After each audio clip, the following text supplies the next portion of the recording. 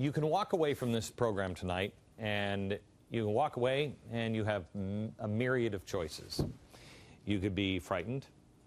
You could be overwhelmed.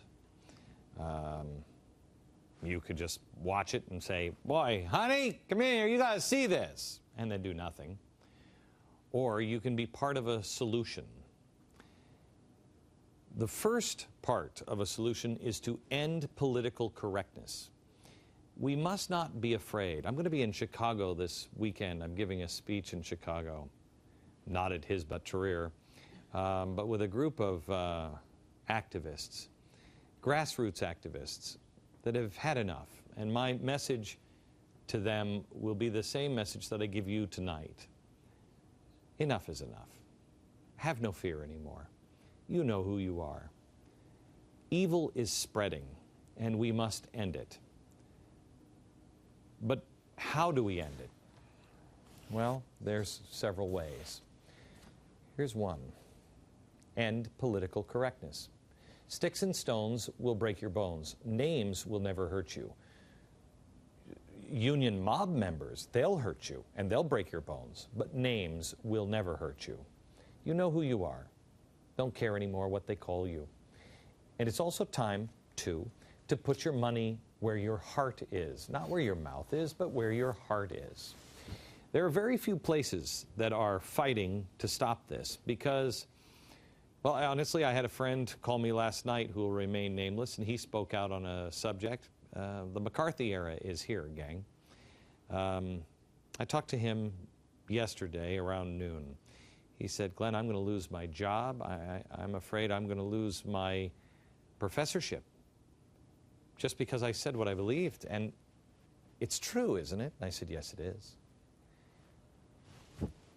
He said, I'm going to lose my job. My wife doesn't understand. And I said, you know what? When I first started to speak out, I don't know if my wife really understood. If you happen to see and you don't say something,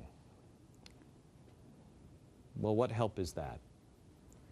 If you happen to see people who are struggling, we need to start putting our money where our heart is. We need to support them together. Dr. Zuhdi Jasser was mentioned earlier today. He's the American Islamic Forum for Democracy. He's an incredible man. I've known him for years now. He is a Muslim who is standing up fearlessly.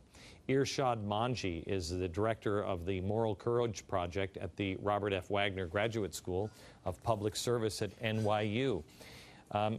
Irshad is a woman that I met when I was over at CNN. This is really before I was very brave, and I said, it's most likely not going to end well for you. She said, I know.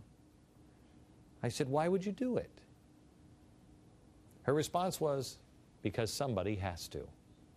Frank Gaffney, Center for Security Policy, the executive director of the Investigative Project on Terrorism, one of the world's largest storehouses of archival data and intelligence on the Islamic and Middle Eastern terrorist groups. Another man who I think is remarkable is David Horowitz. This is the Freedom Center or the Freedom Center. David Horowitz and his group have been speaking out for so long. I invite you to go to all of these websites and see if you think they're worthy of service. If they're worthy of service, I would ask that you would donate.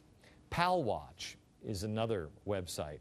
P-A-L Watch. I think it's is it palwatch.org? All of these sites and all of these people are going to be listed at glennbeck.com. A gentleman that was mentioned earlier was Steve Emerson, a remarkable man. He was popular on the national news for about a month. Yeah, I believe it was late September 2001.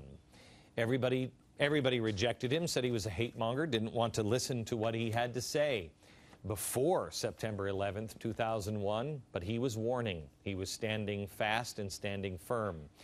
September 11th happened, and all of a sudden he couldn't keep up with all the requests to be on television. But then CARE and others started to target him. Now you rarely see Steve Emerson on television. I think he's a man of decency and a man who's been standing for a very long time, just trying to speak the truth. Look him up if you have the time or inclination or the money. Help him.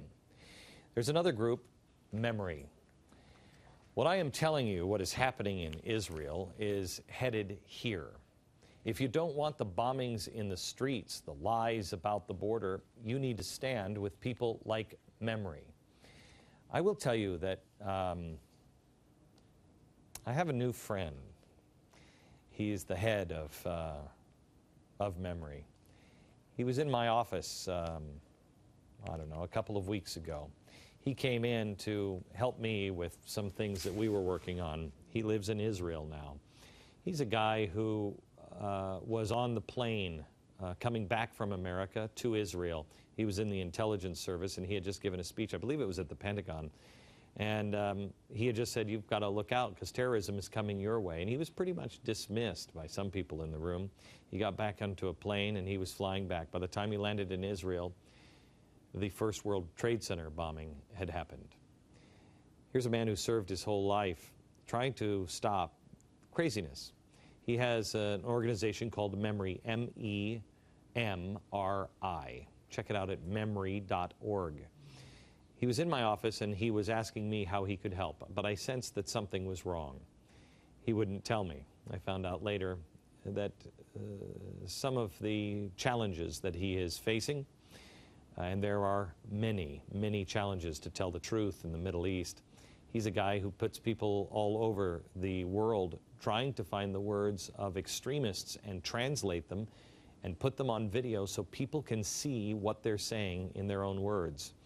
Igal is a guy who helped us with the first special we ever did on Islamic extremism over at CNN. His work is invaluable.